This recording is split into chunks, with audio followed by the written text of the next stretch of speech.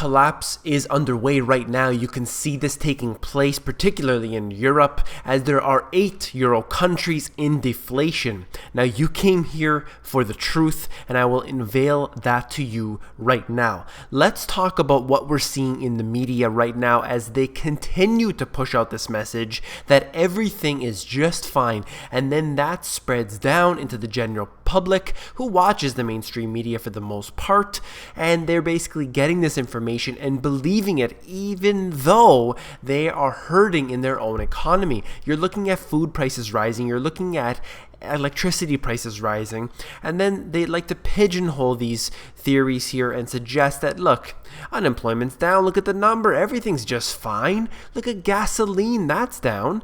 But the real indicators that mean ultimately your dollars that you get from your paycheck, if you have a job, you ultimately have that and you have to trade it for real goods. But it seems to me, by all statistics that I have looked at, that people are getting more poor as the years, as the decades go on. And I'm talking about real, in terms of real wealth, that has been declining. You look at a lot of the third world countries, individuals there are either very rich or very poor. There is no middle class, and that's what defines oftentimes a developing nation, when there is no strong middle class. And that's what's going to happen to most of the Western countries. You're going to have a great divide, a schism that has been formed in between the rich and the poor, and those so-called rich, the wealthy people making $125,000 a year, they are not what you would call rich, and they're going to end up in the poor class as well, and they're going to be taxed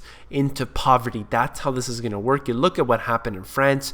I have individuals commenting all the time, look, it's just such a small number of people that got taxed. It doesn't matter. That's how it starts. The president is set to have just a small amount of these individuals who get taxed, and then they say, look, we're going to extend it on to these people, and then we're just going to extend it to just this group of people over here. And that's how they begin. Let's get into the news right away. That's what you came here for. Risks of deflation feeds the global fears. The article initially was out of the Wall Street Journal.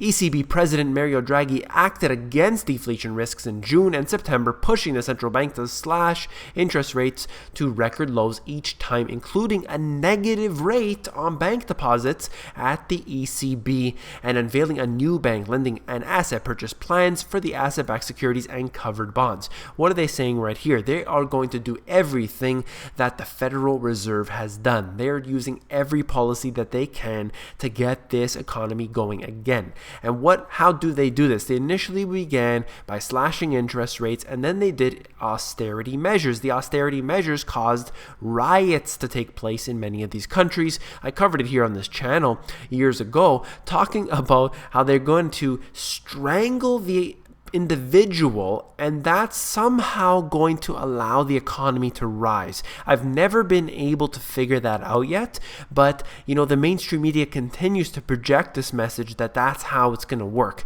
If you buy asset-backed securities, which are all garbage, that's going to allow people to get more jobs. I don't really see the connection there, but perhaps I'm a little slow on that. So let's go on.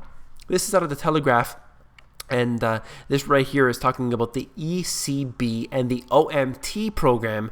And they're saying that this OMT program falls within the central bank's mandate. Now, the OMT program, don't listen to what all the other analysts are saying. This OMT program translates no different than QE, no different than money printing, credit expansion, and all the other words you want to use. That is the ECB buying up garbage, printing money, giving it to banking institutions, and essentially getting it from thin air. They don't have this money. It's not real wealth. So how many times do I have to cover this? But here it is, one more program, the OMT. And what they also mentioned here was that they're going to make some changes to the ESM mechanism, and that is going to fix everything. The ESM, the European Stability Mechanism, this right here It's quite interesting. It's what I warned about in my book. Initially, they had the EFSF, and that was going to save everything. And then if they needed to, they'll bring in the ESM. But of course, they won't need to because growth is increasing, of course. Everything is just fine. That's what they said when I was writing my book, and I knew the future. It doesn't take a genius to have, you don't need a crystal ball to figure out what's going to happen here. A collapse is obviously a certainty when you go into these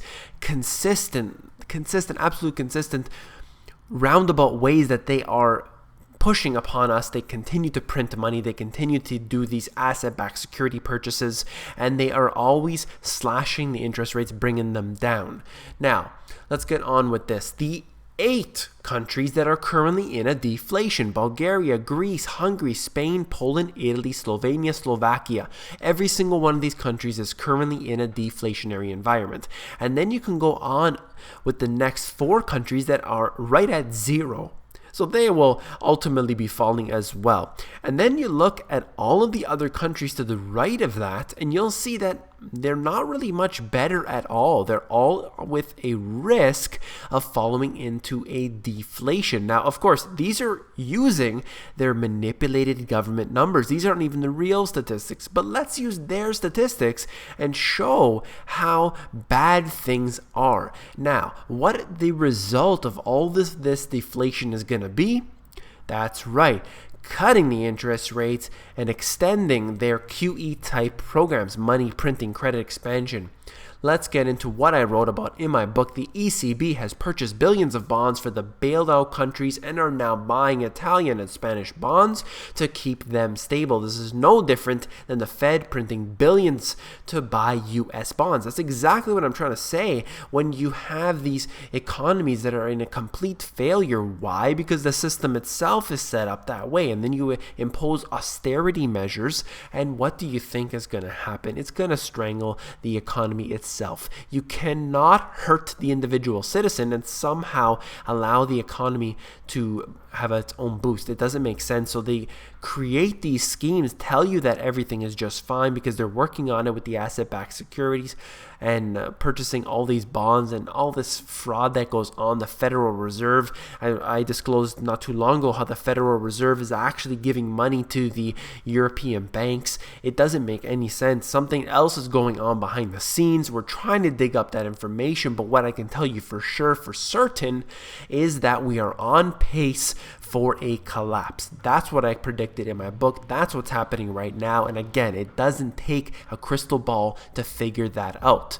This is back in 2011. ECB raises interest rates despite the debt crisis.